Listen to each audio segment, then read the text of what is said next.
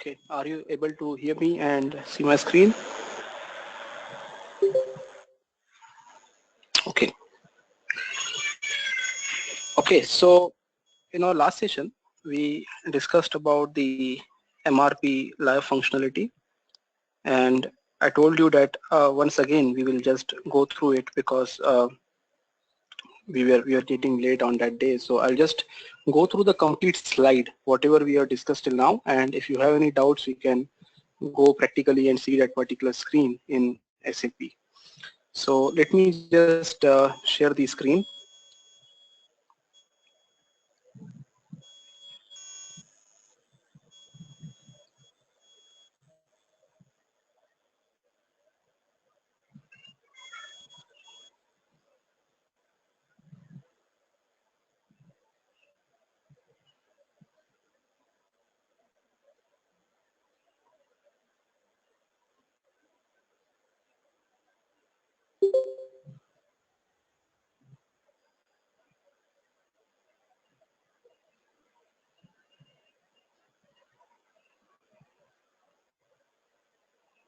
Okay, let me know once you're able to see the PPT now.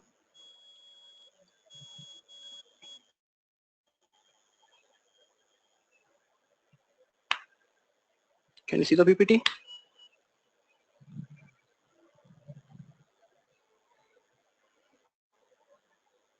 Yes, Gaurav. Okay. Okay, so I'll just go quickly because this is something which we already discussed, but just want to make sure that you understand all the things. So we discussed like the three phases of MRP. One is the traditional MRP that we were running in ECC using the transactions MD01, 2, and 4. Okay, and I told you that the traditional MRP, which was based on non-HANA database, it was processing record one by one. So normally when we talk about the MRP run, there are three stages. One is it selects the data from different tables. Then it processes that data. It performs a calculation to find out how much quantity is short or maybe the quantity is available or not. And finally, it saves the data in the internal table. So these are the three steps which gets performed in the MRP run. Now, in case of traditional MRP that we were using without HANA database, all these steps were happening one by one.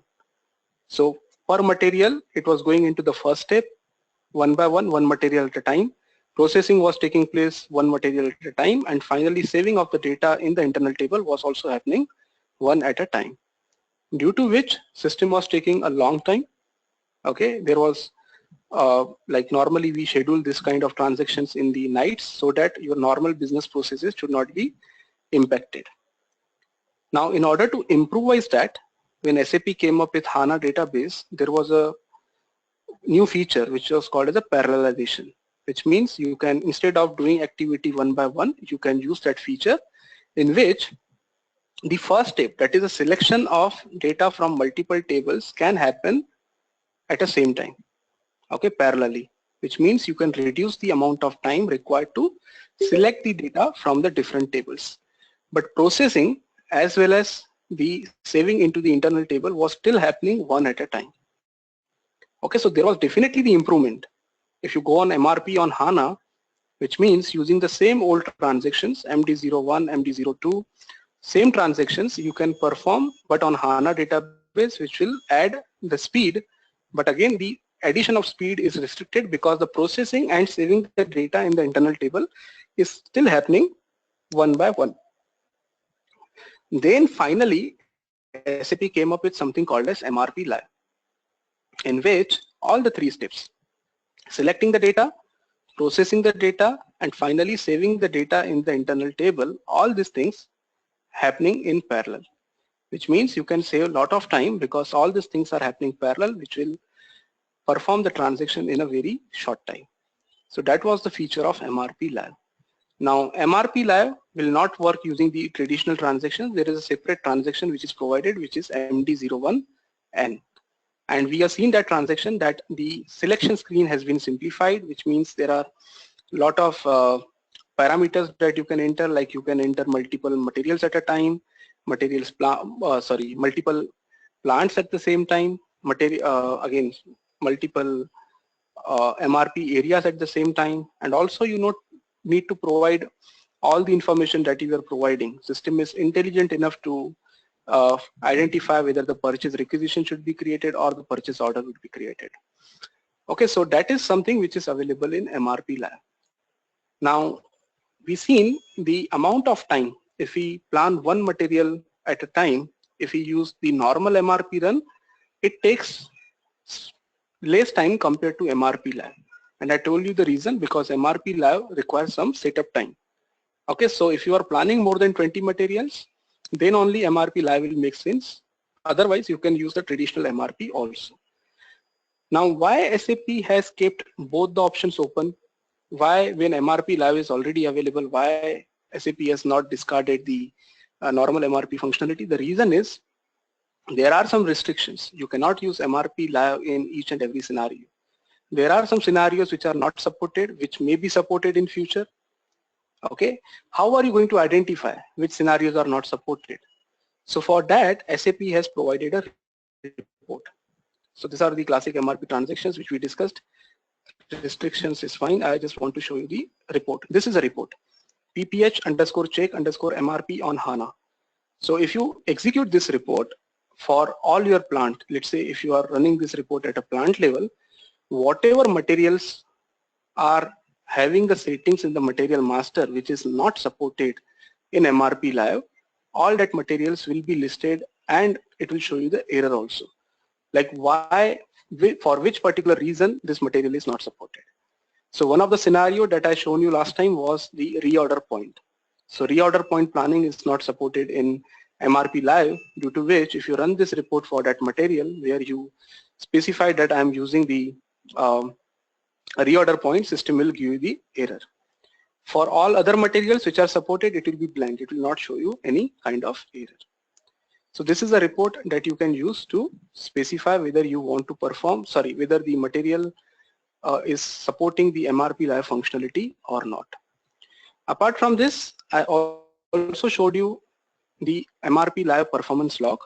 So when you perform the MRP run using MRP live functionality, if a particular material is not supported due to any reason in MRP live, automatically it will be planned using the traditional logic. That is, MD01 will be called by default in the background, and in the performance log, system will give you the clearer picture, like how many materials are planned totally. Out of that materials, how much materials are planned using the new logic, that is MRP on HANA. How many materials are planned using the classic logic, that is MRP on ABAP. It will also give you the timings, like how much total time was required to perform the plan, out of which how much time was required by MRP on HANA and how much amount of time was required by MRP on classic. Okay, so this performance log gives you the complete picture, and it will also give you the list of materials which were planned using the classic logic with again the errors. It will tell you why a particular material was not planned using MRP live, for which particular reason. Okay, so that the next time if you want to improvise that, you can change that settings in the material master if the business is accepting that, and you can convince them that okay, if you change the settings in the material master, your MRP process will become faster. So if that sounds convincing to the customer, they will go for it. If not, they will continue to use the normal classical MRP run. Okay, apart from this, we discussed about two lists. One is the MRP list and other is a storage, other is a stock requirement list. Okay, so MRP list is something which is not generated in MRP lab. Only stock requirement list is generated.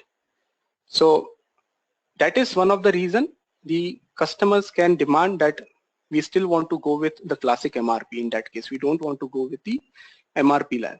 So in that case, there is another program, this one, MD_MRP_force_classic, where you can go and you can tick the indicator that I want to plan this material always using the classic logic.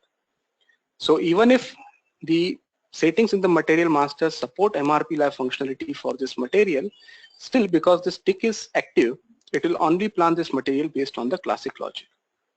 Okay, so this program will help you to specify that I want to plan this material always using the classic logic.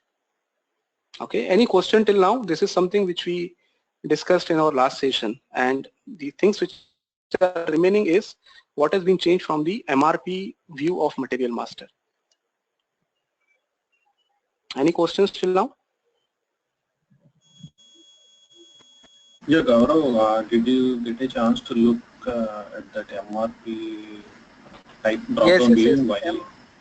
M0 and all, right? I was Uh, checking that, but I'm still not able to get that. I got your point. Like we have seen in ECC that there were some multiple MRP types which are available. I'm still checking on that. I still not got the proper answer for that, but I'll oh, definitely give you the proper answer for that.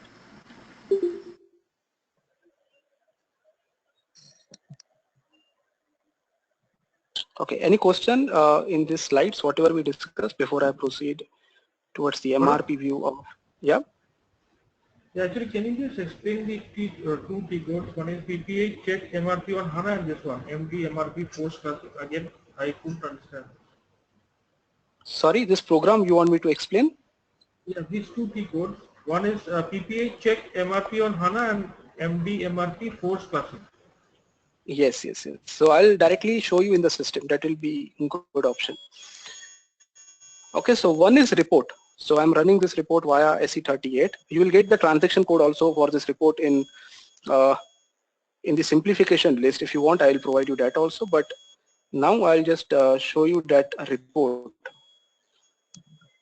So if I go to PPH check MRP on HANA, this is a report. See, using this report, I can find out in my plant how many materials are not going to support the MRP live functionality. Okay, so for example, this is my plant, SL01 is my plant, and I want to know in SL01 which of the materials are not going to support the MRP live functionality. So if I click on this detailed display, and if I'm just providing the plant, if you want to provide a material and all this information, it is up to you. If I execute this, see currently both the materials, there are only two materials available on this plant and they are supported by MRP lab. That is the reason we are not getting any error here. You can see they will be planned using HANA.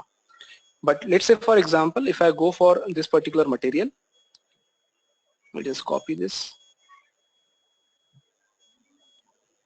Okay, and in the material master, if I change the settings, if I make this material to be planned using the reorder point planning, which is not supported in MRP live.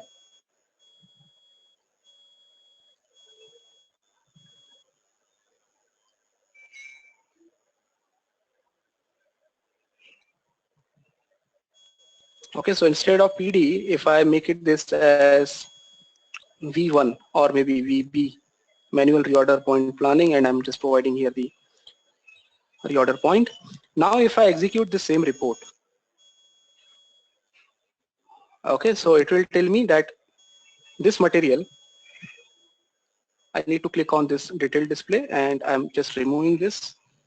Okay, so it will show me two materials. One is without error, which will be planned in HANA, and other is this material which can be planned only using ABAP because of this error that reorder point planning is not supported in MRP Live powered by HANA.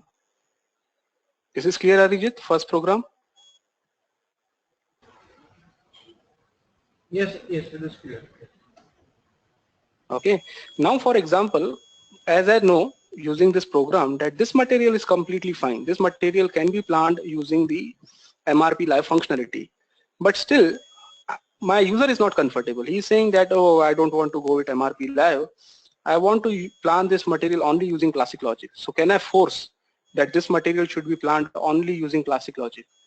The answer is yes. You can go to that second program which I shown in the PPT, which is MD MRP Force Classic. Okay, so using this program, this is a direct T code. You can directly write here as a T code. Okay, and you can say, sorry, yeah, I can specify that this particular material I want to plan This is not coming because this indicator is set, only materials with messages. There is no error in this material. So if I untick this, then only this material will be displayed. Now here you can see this tick is not active, classic MRP. So if I change on this mode and click on this classic MRP, now what I'm doing is I'm forcing this material to be planned only using the classic logic, not the new logic. Okay, so now what will happen? Whenever I'll be using MRP live, that is MD01N, and if I plan this material using this regenerative planning and all the other things which we were maintaining, if I execute this, although this settings in this material master are allowing the material live functionality, MRP live functionality, but still this material will be planned using the classic logic. Why? Because I specifically forced this material to use the classic logic only.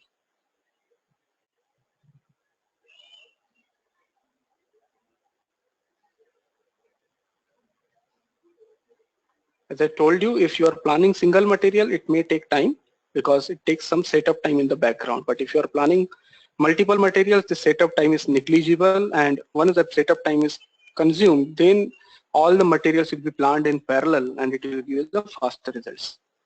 So you can see what has happened here is, this is a performance log report that I shown you in the slide. What this is telling you, that the MRP plan was start at this date, at this time. Okay, this is the start time, this is the end time. Total time consumed was 41 seconds.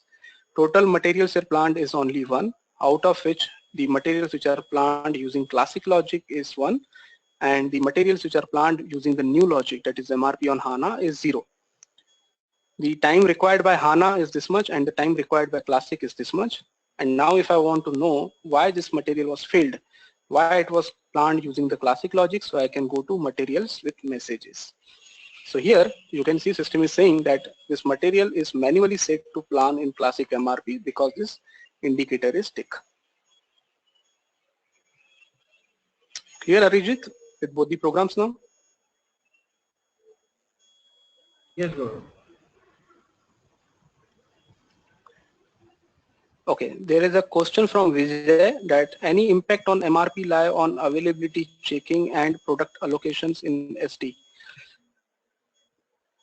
No, see Vijay, the availability checks are actually dependent on MRP. So whatever things are happening in background, now it will be using MRP on HANA. This is not the other way around. You are asking the impact on MRP live on availability check. It is other way around. Impact on availability checking on HANA, right? On MRP live, sorry. Yes, yes. I mean, there is definitely there will be a improvement in the speed. Improvement. But availability Definitely, checking, yes. availability checking and product allocations are based on the MRP principles. Because we are using MRP live, do we need to do any further settings in availability checking or product allocations, or they're standard? No, they are standard. So whatever settings you are maintaining in the material master, they will be picked up whenever you will be doing the availability check in SD. Okay, thank you.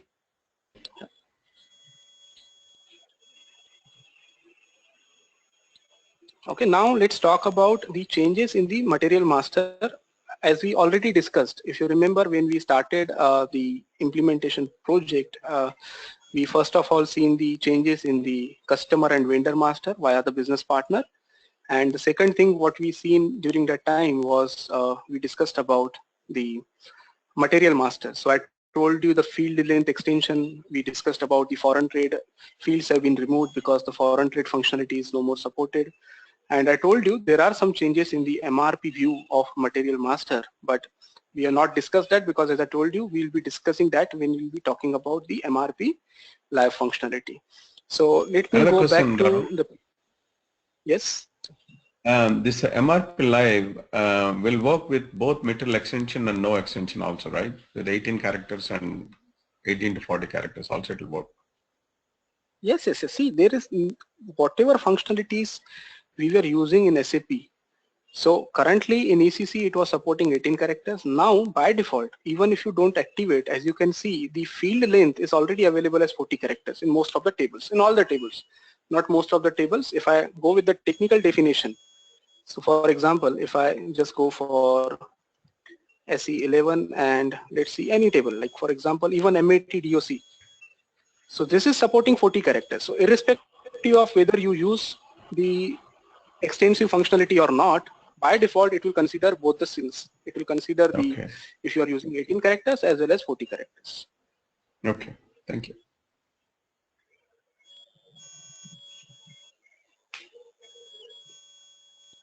Okay, now let's go for the changes in the material master. So I will share my slide once again for that. There are not much of the changes, but some of the fields are completely removed from the MRP view of material master. Now some of the fields you must have not heard also because they were related to very obsolete functionalities. So unit of measurement group, this was one of the field which was available in MRP 1 view of material master. This is no longer available because this was related to retail. But now, as you know, if you want to use the retail functionality, you need to have the IS retail in place. So even in ECC also that was in place, but this field was added just to support that. But now this field will not be able to get unit of measurement group. The quota arrangement usage, this is not necessary. We'll talk about this since quota arrangement are considered by default during the MRP run. This is again one of the important thing. The quota arrangement earlier, we used to specify in the MRP whether we want to use the quota arrangements or not. But now they will be automatically considered during the MRP run. Even if you are using MRP on HANA, that is classic MRP also, if you are using, the quota arrangement will be automatically taken care. We will talk about this particular point in more details. Let me just complete this first. MRP for BOM selection method.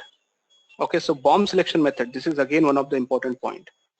So in ECC, the BOM selection method you were specifying in the MRP4 view. But now your BOM will be selected based on the production version. Okay, so production version is must for each and every material.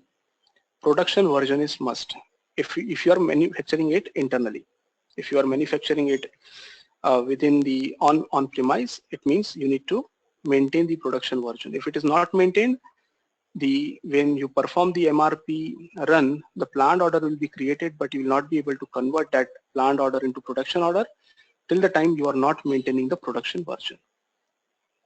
Okay, all these things, action control, fair share rule, push distribution, and all these fields are no longer available because they were belonging to obsolete functionalities. So these are the functionalities which we were not using from years, not even in SAP S4, but even in ECC, these things were not supported.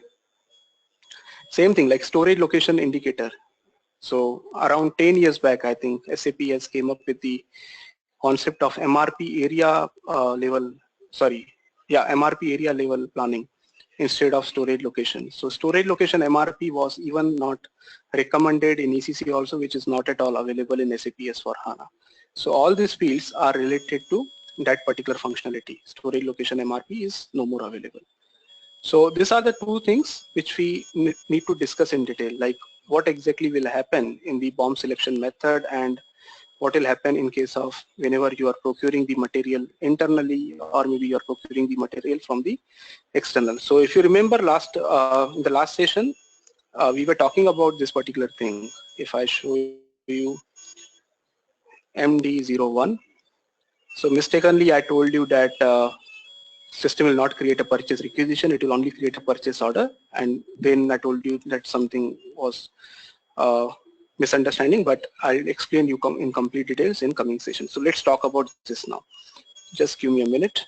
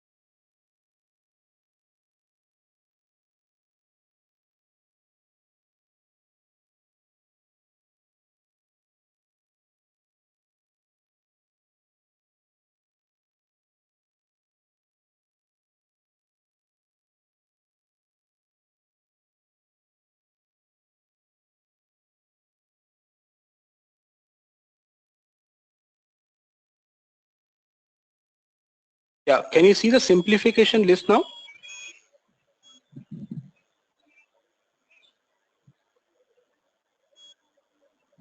Can you see the PDF document?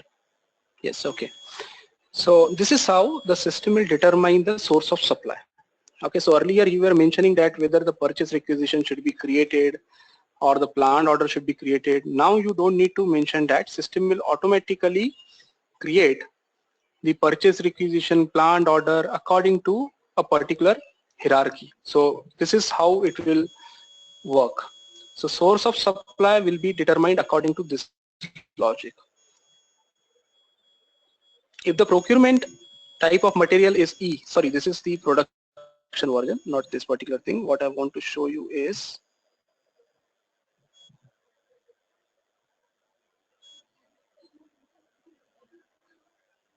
no, not this, just give me a minute.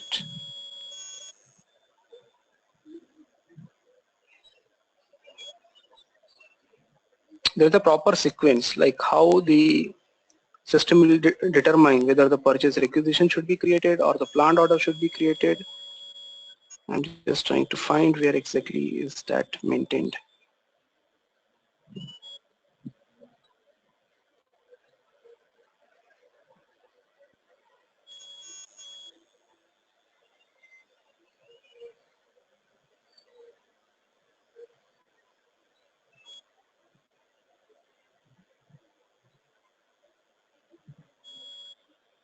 Yeah, I think the same thing, sorry. This is the same thing which we need to discuss. Yeah, can you see this again? Yeah, right. So in case if the material is to be planned in-house, okay, so this is how the sequence will be determined. So automatically when you run the MRP run, the source of supply will be the production version if the material is to be procured in-house, which means you are going to procure this material in-house, or X, which means it includes in-house as well as the external procurement, and the production version is neither locked for use nor locked for automatic sourcing, which in short what this means is if the production version is available for that particular material. I'll give you one example. Let's say you are planning the MRP for a material which is to be purchased in-house, purchased or produced in-house. In that case, system will first go and check whether a production version exists or not. Okay, how the system will determine whether the production version exists or not? It will go and do this checks. First of all, it will check that whether the material is to be produced in-house or not. If yes, it will go to the second line. It will go and see whether there is a production version available which is active. So it should not be locked, and it should not be locked for automatic sourcing. Again, it will go to the third line. The planned material receipt quantity is inside the quantity range of the production version. So let's say if the production version is saying that the quantity is 100 and you are planning the MRP and the quantity which has been calculated is, let's say, more than 100, which is 150, then definitely system will not pick that production version, right? So the quantity must be inside the production version quantity. And finally, the planned material receipt delivery date is in the validity period of the production version. So let's say you are planning the material and the date on which the material is required is out of the validity date of the production version, then again this will not be taken. So in short, in case of in-house production, first of all, system will go and perform these checks. If any of this thing is false, then it will not go into this criteria. But if all these settings are true, which means none of the setting is false, then system will determine the source of supply from the production version. The source of supply will be purchase info record when, in case of when the material is needs to be procured from outside.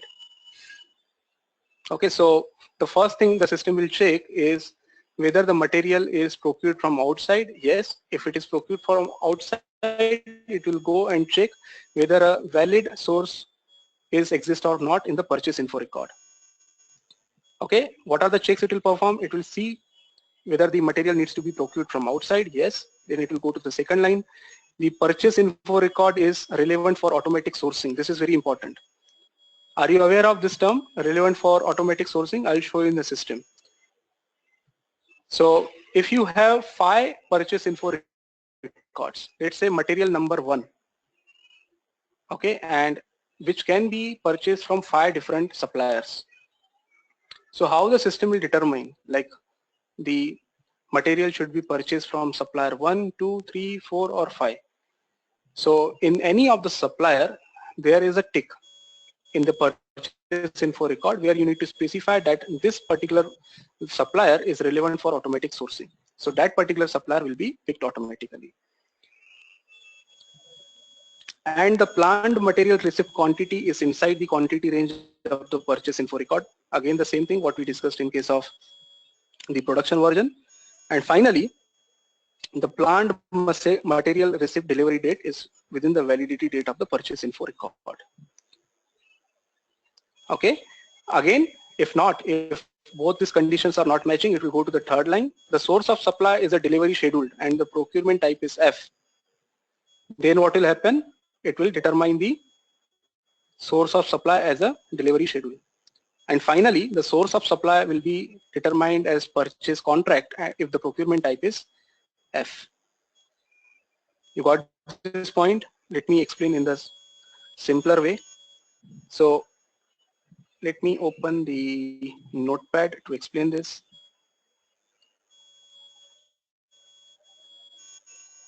Okay, let me just remove all these things first. When you run the MRP run, how the system will determine whether it should create a purchase requisition or it should create a planned order. So first thing it will check is whether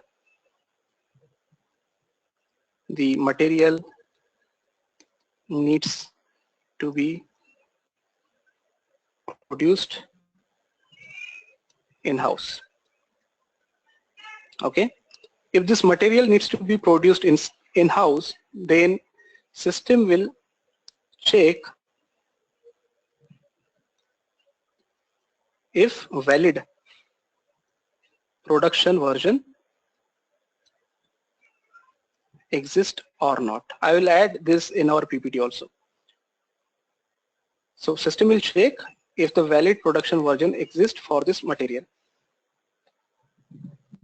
Okay, how system will determine whether a valid production version exists or not based on the 4 checks that I shown you.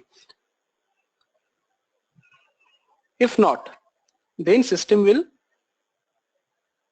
so this is my first condition, so I'm writing here itself. If not, system will just create a planned order. You got this point? So system will check if valid production version exists for the material. If yes, production order will be created.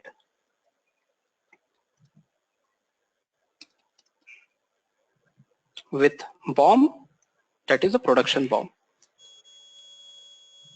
Okay.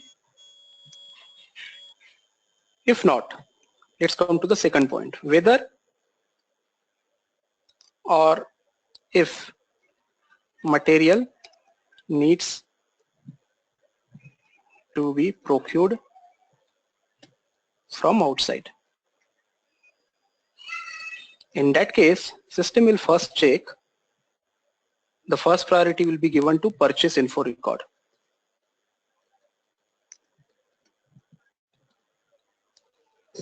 Okay. If purchase info record exists, then it will select that vendor. Okay, so purchase requisition will be created with that particular vendor automatically. So if purchase info record exists, it will create a PR with respect to that vendor. Now, as I told you, if multiple purchase info records exist, system will consider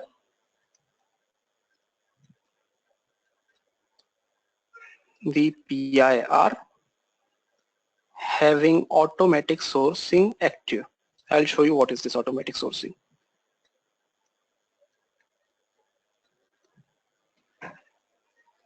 Okay. If not, if there is no purchase info record, in case if there is no PIR, system will go and see, system will try to fetch whether open contract exists for this material or not. What is the contract? So let's say you are entered in the contract with the supplier that I'm going to purchase this much material in this particular year or in this particular month. So automatically when the requirement exists that you want to purchase this particular material, the system will automatically determine the whether the open contract exists or not. If it exists, automatically that supplier will be taken into consideration. Okay, and what was the last point? If I go back to this list,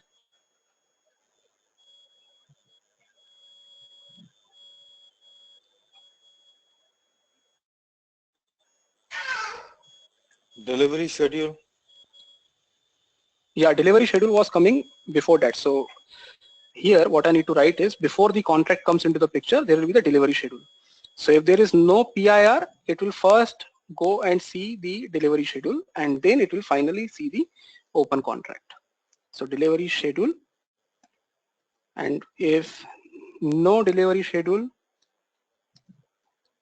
then it will finally go for open contract. So this is how the system will behave. Earlier you were specifying in the system that whether the planned order should be created or the purchase requisition should be created. Now if the system is able to find this information, then it will automatically create a production order. If system is not able to find this information, then only planned order can be created in case of in-house production. Similarly, in case of external production, system will first check and see if this exists.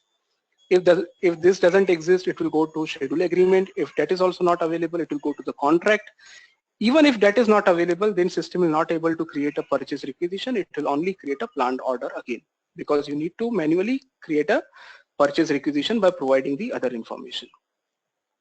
Right? So this is how the system is going to behave in case of external procurement and in case of in-house production. Now let me show you that tick which I'm talking about. So if you go to PIR,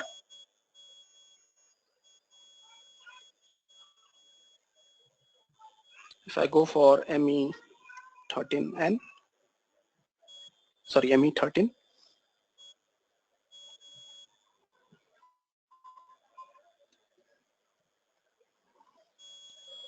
let's say for this particular material,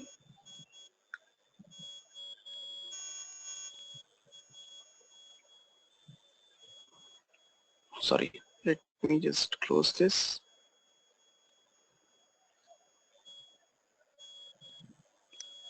I think for this material, the vendor which is available is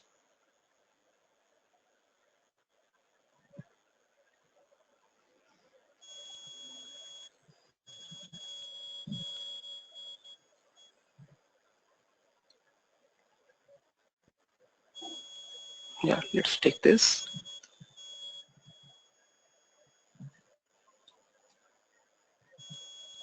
Okay, it does not exist. Let's create this. So ME11, if I go with this, now here, these are some of the mandatory information that we need to enter. I'll just write 1, 2, 3 something.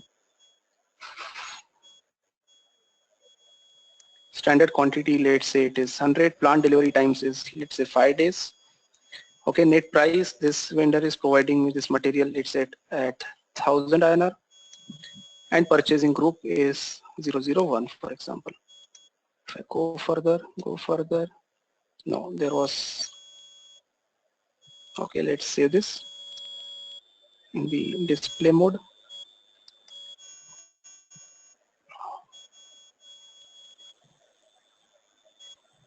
Yeah, this indicator, auto sourcing.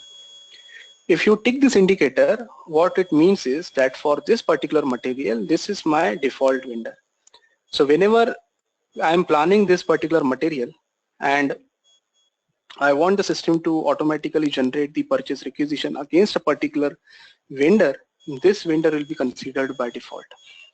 Okay, so if I have 4 different purchase info records, it will be difficult for the system to identify which particular supplier should be selected for a particular material. So in that case, it will go and check if this indicator is active.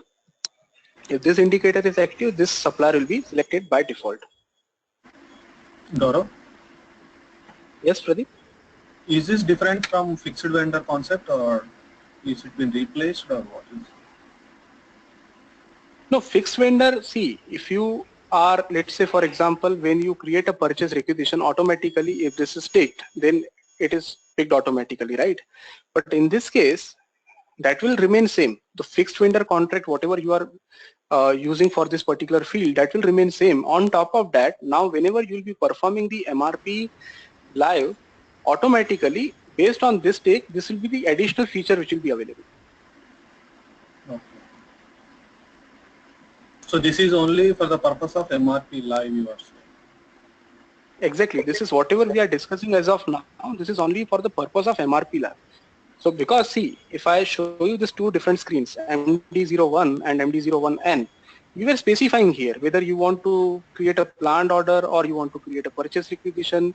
So whatever you are planning, accordingly you are specifying here. But now in MD01N, you don't need to specify this. So how the system will identify, like whether I should create a planned order, I should create a purchase requisition. So this is based on these conditions. So based on the material, it will first check whether it is to be procured in-house or externally.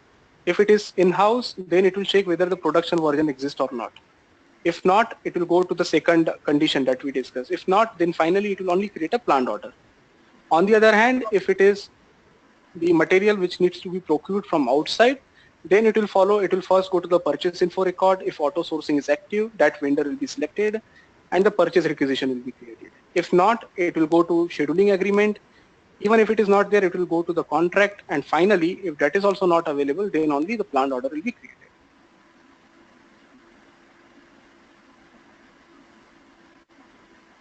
Okay, so whatever auto sourcing we discussed, this is with respect to this particular functionality only, not for any other purpose. So whatever purpose the auto sourcing was playing earlier, that will remain as it is without any change.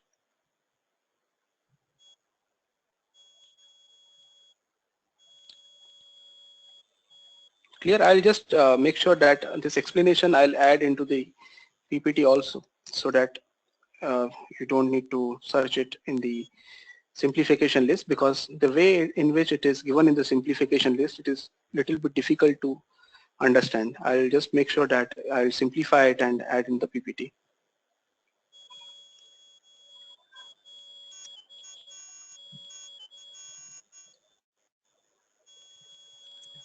Okay, anything else that you want to know from MRP live functionality point of view?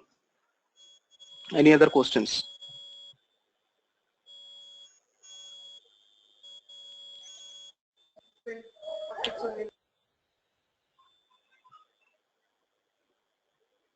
Gaurav, can you just go to MRP view 2 of a material?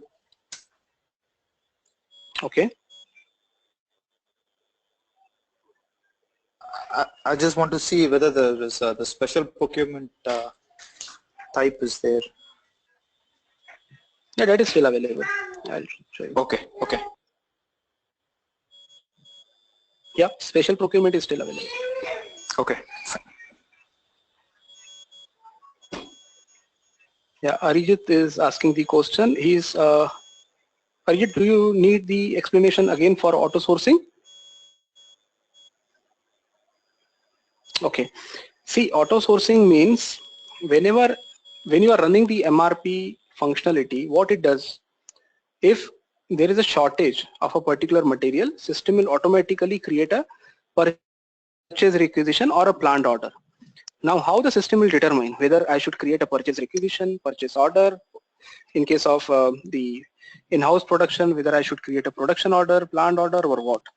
So in that case, system will use this logic. It will first go and see whether the material needs to be planned in-house or it needs to be procured from outside. Now, if the material needs to be procured from outside, in that case, what it will do, it will go and check whether is there any PIR exists for this material.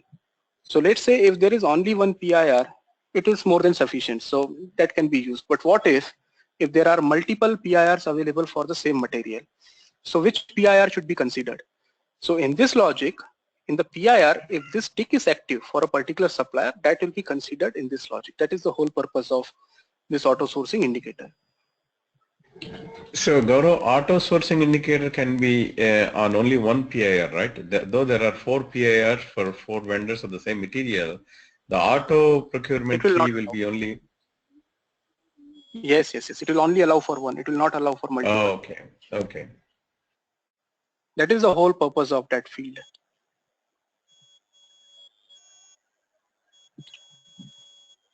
Okay.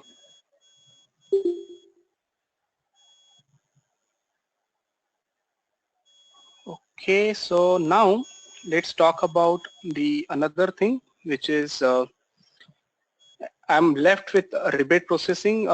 Is there anyone from SD here who is aware of the rebate processing functionality in ECC? Yes. Yeah, this is Vijay. Yes, I am interested. Vijay, you are aware, right? Yeah. So Vijay, anybody else who is from rebate processing functionality? Ravi also. Is Ravi online or no? I think Ravi is not there today. Oh, okay. Hello, God, please here. Yeah, Manish, you are also from SD, right? Yes. I am aware with this rebate processing. Okay, good. See, why I'm asking you this question is, I'll give you the background of what has been changed in SD rebate processing. We'll do some transactions. I'll show you how to create a condition contract. But only during the settlement, I am getting some kind of error, which I tried to solve it multiple times, but maybe I'm not able to find that. Maybe if you are aware, we can solve it. Otherwise, I need to wait till maybe next session to resolve that error. But it is just the last stage. Otherwise, I can explain you the complete thing, whatever has been changed from the settlement management point of view. Only one error we need to solve. I'm not sure whether this is relevant to, like this is something which was available in ECC also, or this is something completely new. So we'll start it, but let's see if we are able to complete it or not. If not, we can continue in the next session then. So Sure. Yeah. So let me give you the background, because there are a lot of guys who are not from rebate processing background. Even if the consultants are SD consultant, I think this is a niche area which is not known to each and every consultant. So again, let me give you a very simple introduction to rebate processing functionality. What is a rebate processing? A rebate is what? A rebate means giving a special kind of discount to your customer. Special means, let's say for example, if I am your customer and if I'm buying some material from you and I'm asking you that, can you give me 10% of discount? And I'm committing to you that I will purchase more and more material in next 1 year. So normally this is a kind of behavior of the customer. Normally, even though they don't intend to purchase the good amount of quantity, but they will negotiate. They negotiate like they are going to purchase lot of material, so give good amount of discount. So what the good companies do, they say, okay, we cannot give you the direct discount, but if you commit to us that you will purchase this much quantity of this material, okay, then definitely towards the end of the month, whatever is the period, towards the end of the month, towards the end of the 6 months, towards the end of the year, whatever is the contract period, according to that, in that particular period, if you buy this much quantity from me, then only I'll be able to give you this much discount. This is a quantity based, it can be quantity based discount or it can be the value based discount. So if you purchase this much of quantity, or if you are purchasing the total quantity which is going beyond this value, then I'll be providing you this much of discount. So this kind of discount is called as a rebate processing, which is normally calculated during the end of the contract period, and based on which you ask the system to calculate how much amount you need to credit to the customer. I'll give you a very simple example. So let's say material number M01. This is the material, and for this particular customer is, let's say, C01. So you committed to the customer that, okay, if you purchase this M01 material, the quantity, if it is more than 100 in the contract period of, let's say, only 1 month. In 1 month, if you purchase this much quantity, sorry, contract period is 1 month. Okay, then only in this condition, if you are going beyond this, I'll be giving you, let's say, 5% discount. Okay, so if you are purchasing this material with quantity more than 100, contract period is 1 month, then I'll be giving you 5% discount. And customer keeps on ordering that material and you keep on doing the billings. So you are done below billings to the customer. So on, let's say, 1st of May, you billed him 20 quantity. Again on 3rd of May, you billed another 10. Okay, like this, you completed the month, and at the end of the month, you billed 120 quantity to this customer. Now, every time when you bill to the customer, the data is getting stored in the rebate processing table, VBox table, table VBox. Table is VBOX. So VBox table gets updated every time whenever you create any new billing for this particular customer with the information. So anytime if you want to see what is the position of this contract, like this contract was made for 100 quantity, so what is the status as of today, how much quantity is already billed. So you can go into the reports which will fetch the data from VBox table and give you the information that this much quantity is already being utilized from this contract. Okay, and towards the month end, okay, whatever quantity has been available in VBox, the calculation will be performed based on this 5% calculation, and whatever will be the amount. Let's say the total amount was 10,000 USD. So whatever has been agreed, whatever calculations will be performed, let's say 5% is, I think, 500. Am I right? Yes. So 500 will be credited to the customer account. Okay, so this was the functionality that was being used in rebate processing. This is a basic functionality, how the rebate processing works. Okay, so now let's talk from the ECC point of view. So whatever I told you, this is from the ECC point of view. As I told you, this table VBox is a table which is going to store all the information. And the way in which you were creating the contracts, the way in which you were settling the contracts was completely different in ECC, which is not supported anymore. Okay, so what is the reason why SAP has changed this complete thing from rebate processing point of view? The reason is this table. The main reason is this table. Because every time whenever you process a billing, whenever you add any new contract, this table gets restructured and it takes a lot of system resources whenever this table is restructured. Every time when you do the billing, this table is getting restructured, and in some of the projects, SAP has identified that around 10% of the system consumption, total SAP consumption I'm talking about. I'm just giving you the example. SAP has also noted in one of the documents that there was one customer in which around 25% of the consumption of the total memory was consumed by this one single table. Okay, so this was consuming a lot of system resources, which was making the system slower. So whenever you were creating the billing, because the total restructuring was done, it was taking huge amount of time. Again, it was in seconds. I'm not saying it was hours, but definitely whatever can be done in fraction of seconds, it was taking, let's say, 4 or 5 seconds, for example. Okay, so this was the main reason why SAP was considering to have the solution for this, having the alternative for this.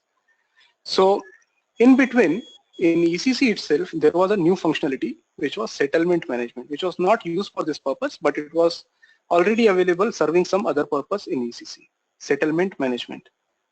Now what SAP S4HANA has changed is they have completely removed this functionality, rebate processing. Okay, although the name rebate processing is something which is concept is still remain. You need to process the rebates, but the way in which it was handled in ST rebate processing, that is not going to be happening in the same way. So SAP has now provided a completely different approach to handle this requirement, which will not use this VBox table anymore. Okay, this whatever tables, whatever configurations, whatever transactions you were using in SD rebate processing, you will not be able to use that in future. If you want to create a new contract, it has to be created via a new method, new technique. Okay, that is in the settlement management. So you need to create the contracts in the settlement management. There is a separate transaction, there is a separate way in which you can see the documents, whatever has been posted for a particular contract. And also during the month end, as I told you, whenever you want to settle, whenever you want to credit the customer based on whatever quantity he has procured, that will be also handled via the settlement management. Okay, so how this is to be done, that is something which we need to see in SAP system. Anything else, Vijay or Manish, you want to add here? Yeah, Gaurav, settlement management is not used in the rebate processing in the ECC. I think they use a simple credit document issued, credit memo issued. Yes, exactly. Exactly. As I told you, settlement management functionality was available, but that was not used for rebate processing as of now. Exactly. Yep.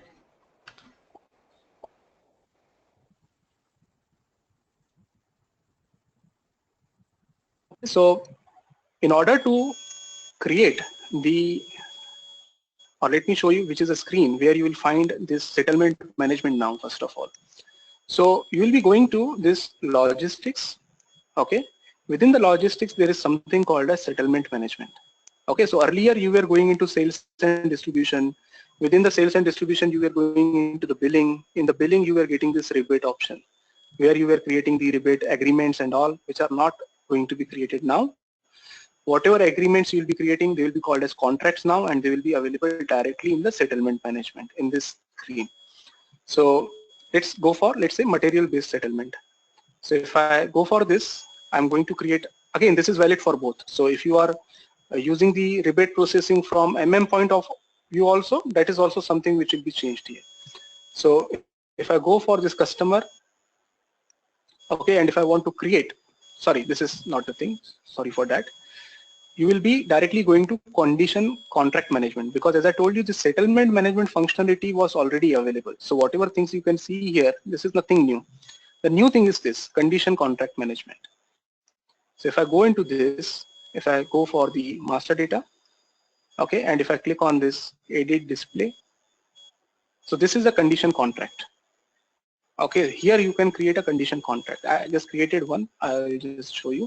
So this condition contract number 11 I have created. I'll tell you what exactly I have done. So I have created this for this particular customer.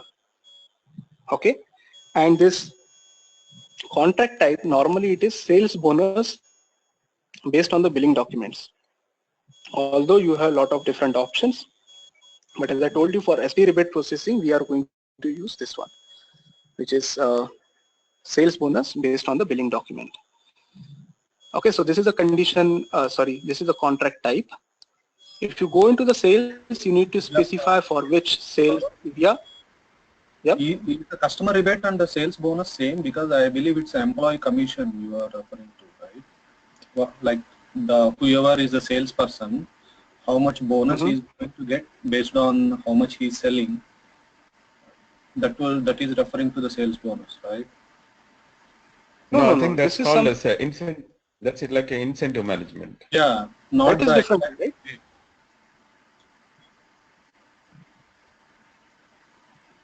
So do you mean that this sales bonus is used for the incentive? I don't think so. This is something which you are giving to the customer, right? I mean, by looking at the name or description, we can, map it to the incentives, commission to the sales employee. I don't think so. Okay, let's try this. So this is sales bonus based on billing documents. This is something which is recommended by SAP for SV rebate processing. So I don't think this is related to incentive. This is related to the bonus which you are giving to the customer. Okay. But let's see if this is something which I'm doing wrongly, then we'll rectify that. No. The problem is normally rebate processing functionality is not in the normal projects. This is a very rare, or I think this is something which is very niche skill. Okay, so not much of the companies are using this. So that is the reason I was not able to work on this particular requirement in any of the customer side. That is the reason I'm asking you, if you have worked on it, we can do it together. And I know the screens, but only thing is conceptually what I need to select, that is something which we can discuss and complete. Okay, so contract type is, let's say, sales bonus based on billing. The condition type I entered is rebate. Okay, this is a rebate, and as you can see, I specified this as a percentage, and I'm going to consider the documents from 27th of March to 27th of May, that is up to today. The condition rate I maintained is at 5%. Okay, and apart from this, which sales organization should be included, which sales area should be included, which purchase area should be included. Okay, this is also important. I'll tell you why, because if you are not maintaining this, then also you will not be able to process the settlement management. The reason is, whenever you perform the settlement management, it not only checks the configuration of your sales area, it also checks the configuration of purchase area. Even though if I'm only bothered about customer, but this is something which will be required. Okay, and if I go for business volume selection criteria, here I can specify which particular customer, okay, and which particular material. So this is my condition. If I bill this particular customer with the combination of this material, that is something which will be considered as my business volume, how much volume I am considering. Settlement data. So this is a settlement material as account receivable. This is something which I need to provide. And finally, the settlement calendar. So you can see here the date, settlement date I mentioned as today's date itself. This is although not visible, but this is coming by default. Okay, so this is something which I have maintained. I have not maintained any quantity. I have not maintained any value as of now. So this is the condition contract which I created against this particular material and against this particular customer. And once I complete this, there is a release button here. Currently it is already released. That is the reason it is showing you green. But otherwise you need to click on a release button, then only this will be released and this can be considered further. Okay, now it is showing me the correct picture. If I go for the reports, so let me open this. Gaurav, If I go for, do we still need to have that rebate process yet? sorry, can you just come back? Yeah, like now we are creating the customer through BP, right? So do we still have that rebate processing check in that BP? Yes, it is there, it is there. I activated that also. If I show you in the BP, that check is still available. So normally that check has to be at the sales organization level, it has to be at the customer level, and it has to be at the billing document level, right? So it's going to remain the same. That concept, they haven't changed it, right? Concept is not changed. It is same. It is same. Yes. So here, if I go for customer and then sales and distribution, the rebate indicator is still there in the billing. This one. Right? This is something you're asking? Yes. Okay. Now, if I show you this settlement report, let me just customer, not this. Reporting and condition contracts, for example. Okay, and if I provide this condition contract number as 11, execute. Okay, not this. There is another report. This is condition contract list, which will give you the list of condition contracts. But what I want to see is what is the total amount of volume that is already being used by a particular customer. Like how much customer is already billed. Where is that reporting? This, yeah, business volume. Okay, this is showing me correct picture. So if I run this condition contract, this is showing me this much value, 2170. So if I show you the billings which are created for this customer already, VF05, and if I specify this particular material and a customer, that value is picking properly. So this is my pair, and the material was, okay, I'll just select it from the list of values.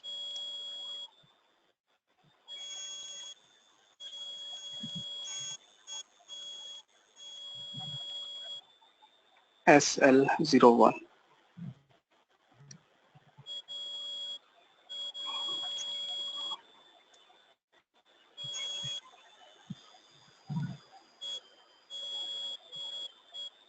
No, sorry, this is,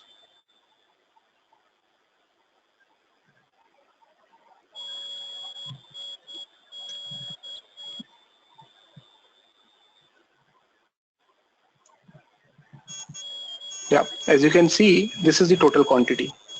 If I take this into Excel,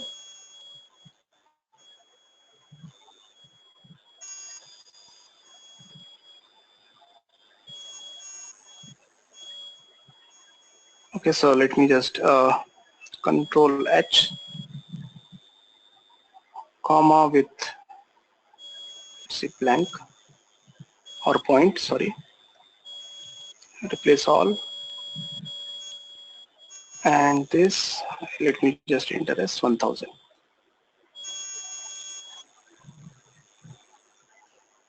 Okay, so you can see this much is the total quantity, 2170, which is picking automatically, which is correct. So it is picking this much quantity, which is quantity based final settlement. Now, in order to settle, okay, at the month end, based on this quantity, if I want to create a credit memo automatically using the settlement, then SAP has provided this particular program to do that. Customer create. This is a settlement program. If I'm trying to execute this on settlement date, that is today's date, if I execute this, I'm getting this error, and error says no calculation schema assigned in customizing. Are you aware of this error? Is this the normal error that you also get in ECC, or this is something new?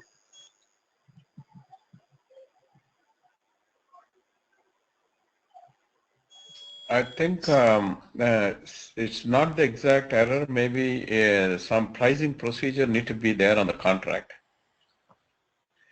So pricing procedure is already assigned to my sales organization. That is the reason I'm able to create the sales order and even the billings.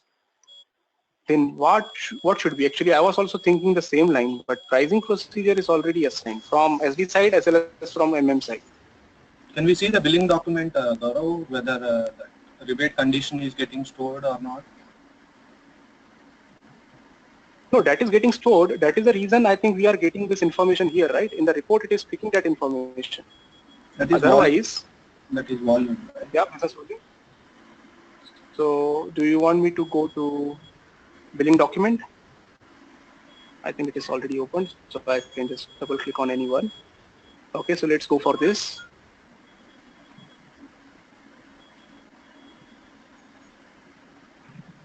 What should I do? So we should have that rebate condition here, right? Is this the one? See, Okay. normally, again, if I create a new contract, sorry, if I create a new sales order, and if I continue to do the billing and all complete cycle, in that case, it will create a new condition. It will create a new condition type. This is something which is mentioned in the rebate processing document also, even if you go with the ECC one. What happens is, if you create a contract after the billing document is already created, that also gets considered in your VBox. It also gets considered in your rebate processing, but you will not get the condition type here. So Yeah, all these documents which we are able to see, this I created before I created a condition contract. That is the reason I'm not able to see the condition type here. But I don't think this error is related to that. no, Do you think so? schema is something relevant to pricing procedure. So we have to check in that area. Okay. So can we do one thing instead of creating the confusion here. Are you free, all of you, Vijay and Manish, if you can give some 15-20 times after this session to discuss this? Sure. Yeah. Yeah, it will be good because otherwise all other guys will also get confused in this. So Yeah, we'll complete this fine. and then we will tell them how exactly we solved that error.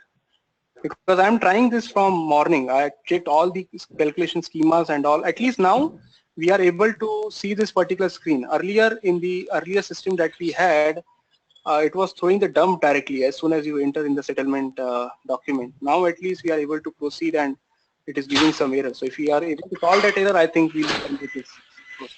Sure. And what is the T code for this settlement creation, Gaurav? Yes, I will provide you the T code. Is that like a VF0104 or is it a different No, one? no, it is completely different one. In order to create a contract, it is WCO. If you want to create a new contract, it is WCO. Oh, okay. So this will allow you to create a new condition contract. And in case of settlement, let me just go to the system settings.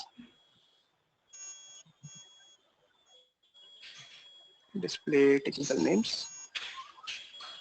Okay, so for settlement, it is again some new transaction code.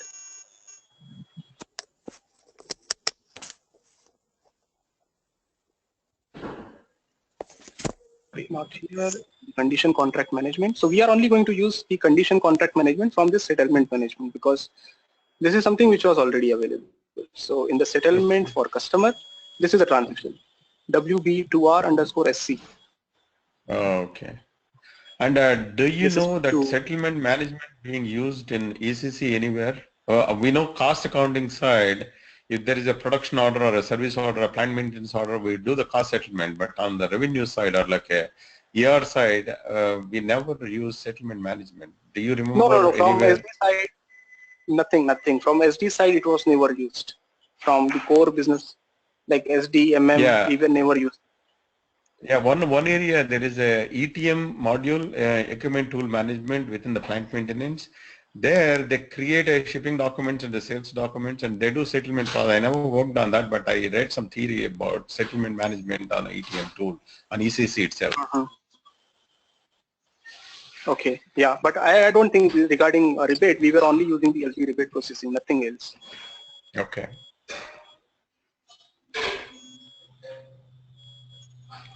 Okay, so I'll just skip this. We will discuss this, internally after the session.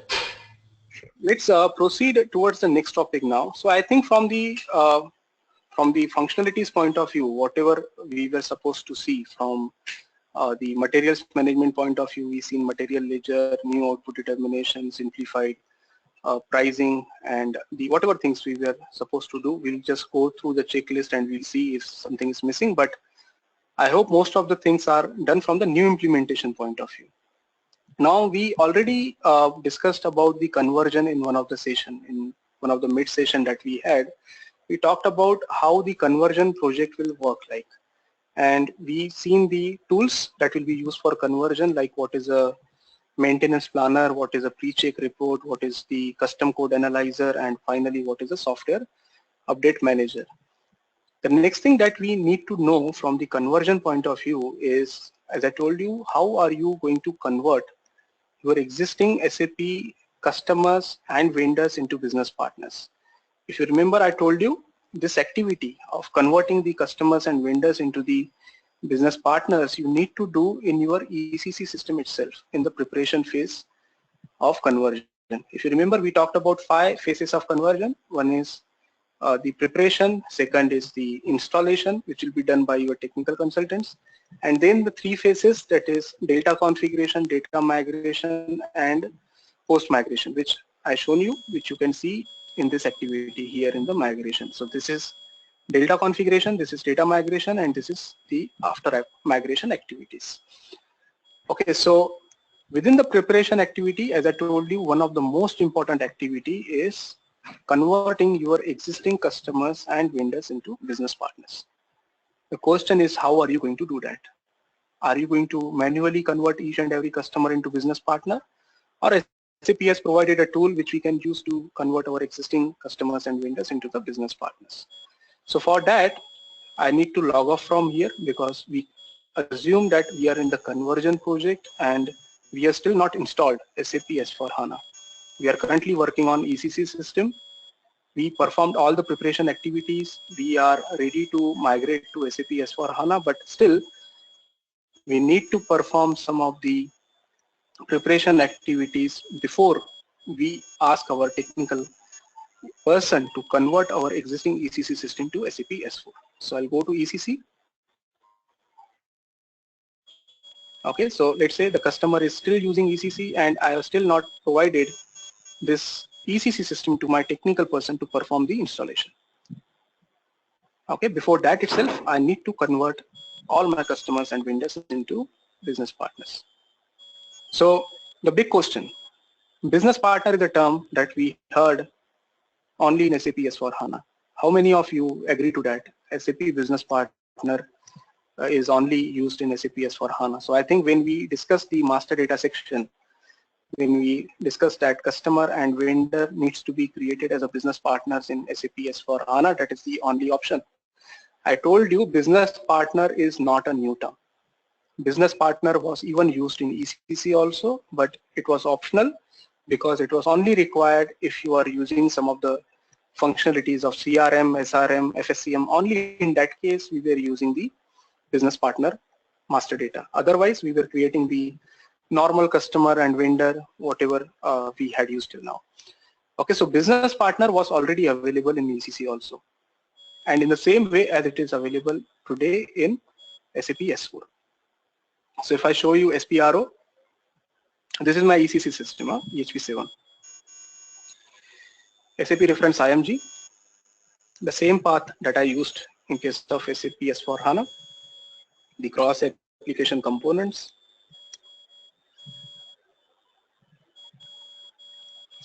Okay, within the cross application components, you have SAP business partner. Gaurav? Yes. And this conversion to business partner in ECC system, that will be done in production environment, is it?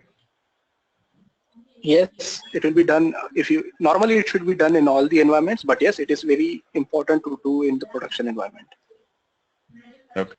See, if you don't do this in development and quality, again there will be the problem whenever you will be performing any kind of test, right? In the quality, if you want to perform some test, if that customer itself is not available, you will not be able to do that.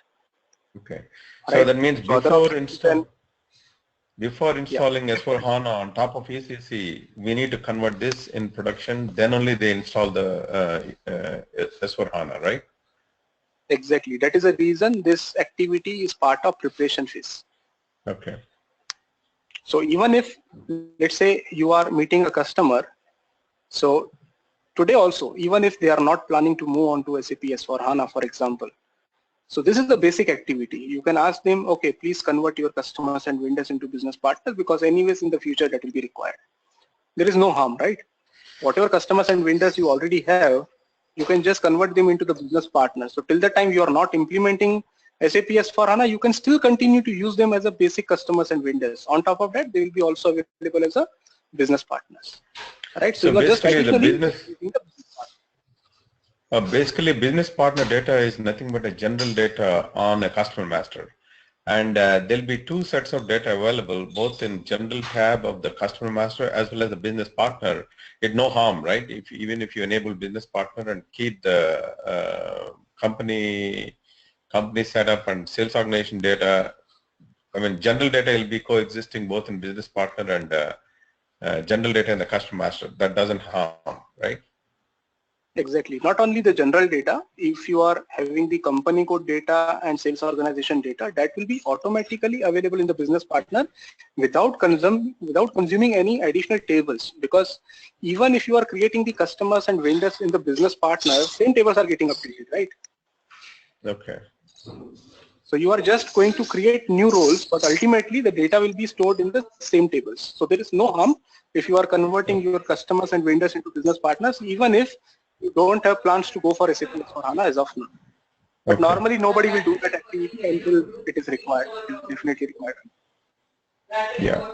But in case somebody uses FSCM based credit management, they need to have a business partners, right? Even in BCC. Exactly. So if you are using FSCM component or if you are using CRM, SRM, then definitely today also you are converting your customers and vendors into business partners. Okay. Okay. So now, have you worked anybody worked on CRM in this group? I did. I did 15 years ago. I was using business partner in CRM 15 years ago.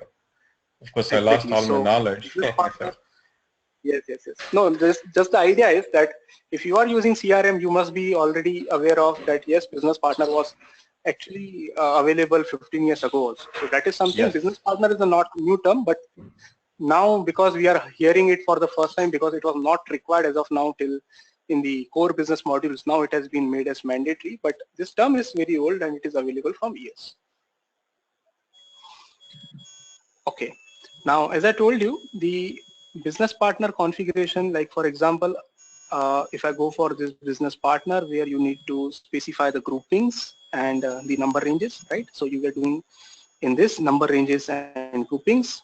So let's say for example, these groupings are already available. So this is the grouping and this is the number range which is assigned. Okay, similarly, in order to integrate your customers and vendors with the business partners, we were using master data synchronization, right? In the master data synchronization, we were going to customer vendor integration, this one. Again, within this, there were two settings. In the business partner setting, there were two settings, one for customer, other for vendor. So let's do it for customer. Settings for customer integration. The same path, whatever we used earlier, field assignment, assign keys, only one difference. If you remember, when we created the customers in SAP S4HANA system, we used this configuration, direction BP to customer. Why? Because we were creating the customer via BP. Okay, so that is the reason whatever configuration we maintained here, like if this is a grouping, whenever you are creating the business partner, if this is a grouping, system will automatically determine this customer account group. Do you remember this? We discussed that how the customer account groups come into the picture. It comes via the business partner grouping that you provide in BP screen. Yes. Right? It will automatically determine the customer account group.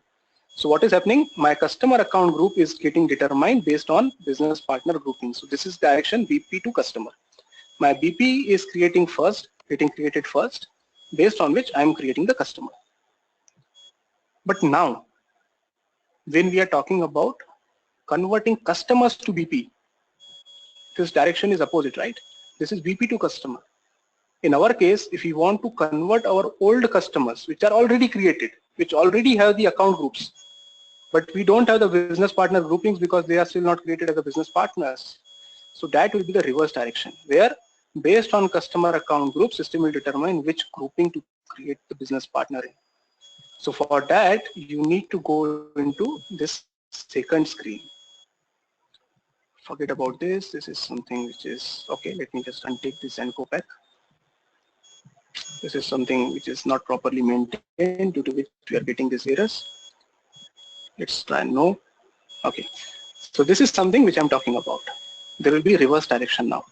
So you are creating the business partners by using the customers. So define the number assignments for direction customer to business partner. So you can see here, based on your customer account group, you are determining the business partner groupings. So this config is used only when we do the conversion project, is it? Only there, yes.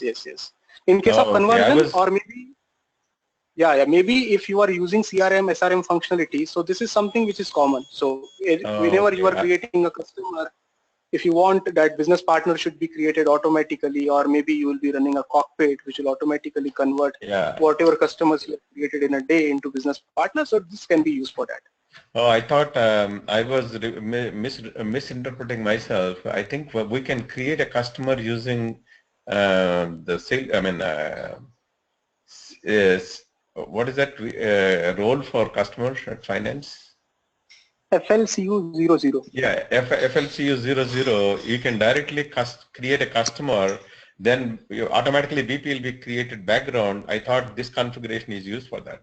So we can't create a No. customer directly without a BP, right? In HANA. Exactly. When we are using the transaction BP, irrespective of which role you are selecting, first the BP will be created, and based on that only the customer will be created. Okay, makes sense. Yeah. Yeah. This configuration is only required in case of reverse direction, where you Okay. already have a customer created in your system using the old customer screen. Now this configuration will not be valid in SAP S4, right? Because there is no point. Yes. The customer cannot be Yes. created without business partner.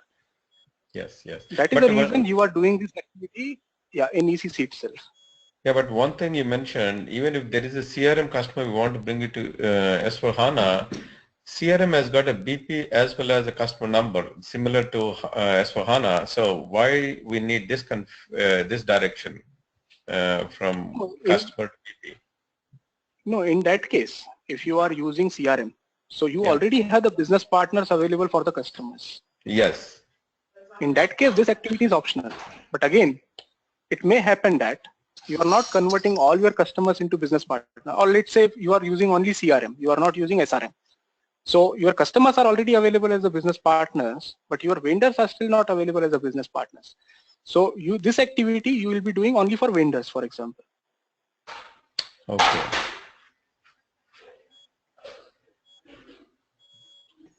Okay, so this configuration is important. This configuration will tell